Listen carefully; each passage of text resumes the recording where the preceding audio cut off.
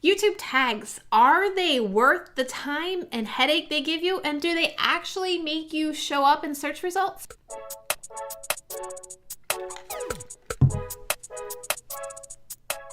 Welcome back, and hi if you are new here. My name is Trina, and on this channel I'm committed to help you do YouTube better. YouTube tags are always a hot topic here on YouTube, and which tags are the perfect tags, which tags should you use, and how many tags should you use are all questions I get on the daily. So what are my stance on tags, and what should you do to really optimize your videos when it comes to tags? I got you covered. So one of the first things I want to share with you before we jump into how to pick the right tags is that it's actually more important for you to show up in suggested videos than, let's say, the search. While yes, the search is a great place to show up, your video is usually viewed half the amount of time when somebody finds you on search than if they find you in suggested videos.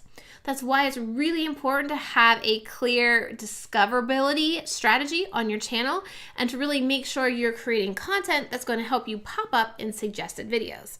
With that being said though, I know you want to show up in search results, so let's talk about the tags you should be adding. The first thing that you want to do is you want to pick one keyword variation.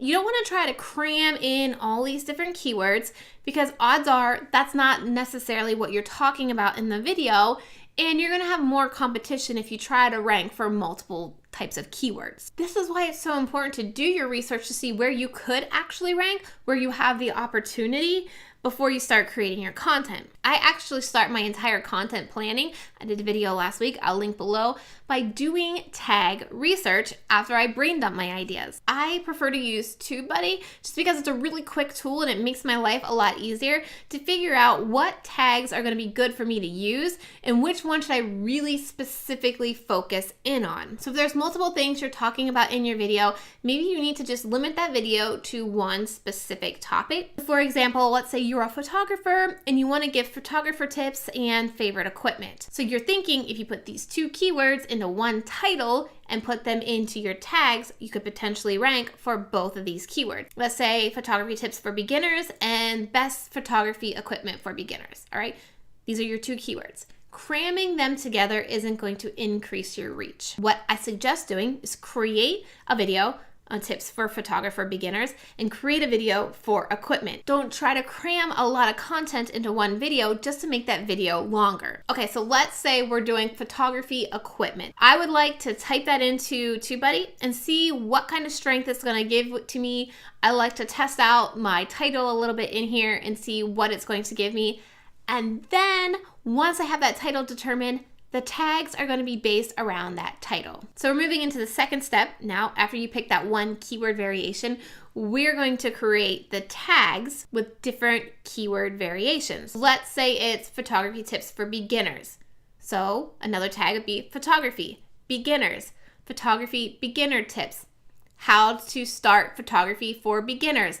You see how you're using short one-word tags and you're using phrases and questions, right? I don't want you throwing in random phrases here as your tags, and definitely do not throw in other people's channels as tags. This is a big no-no, so don't be putting other people's channels in your tags unless they are collaborating with you or you reference about them in your video. Just throwing somebody else's channel in your tag is not going to help you show up in their suggested videos. Now, I don't want you to waste a lot of time with these tags. Again, I want you to just pick that one keyword, add that in your title.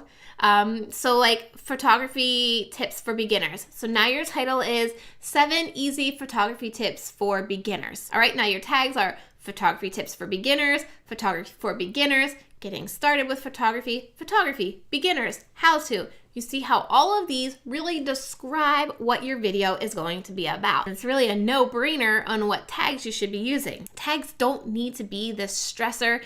They don't need to be like this perfect thing that's going to make or break your channel. Just want to use tags to really break down what that video is about. Then this is what you want to do after you have all your tags. You then want to create a summary, like write up a summary about your video in that description box. using as many tags as possible. Now, you're not just throwing all these tags in the description box, you're writing a summary about your video, incorporating your tags in. It shouldn't be too difficult since I told you that all your tags should relate back to what your video is about. Now, what I like to do is the summary that I write in my description box, I then use as a blog post on my website, which having all those keywords help that blog post rank on Google as well. So now that I did the tags right on my YouTube video can rank on Google search and also my blog post on my website. So that's 2 potential hits on Google for just one video, all because I use this process for picking the right tags. Now, if you want to make sure you're doing YouTube right, make sure you click that video on your screen right now. And don't forget to subscribe to my channel for new videos every Monday and Wednesday, helping you do YouTube better. Thank you so much for watching, and I'll see you in that next video. Bye.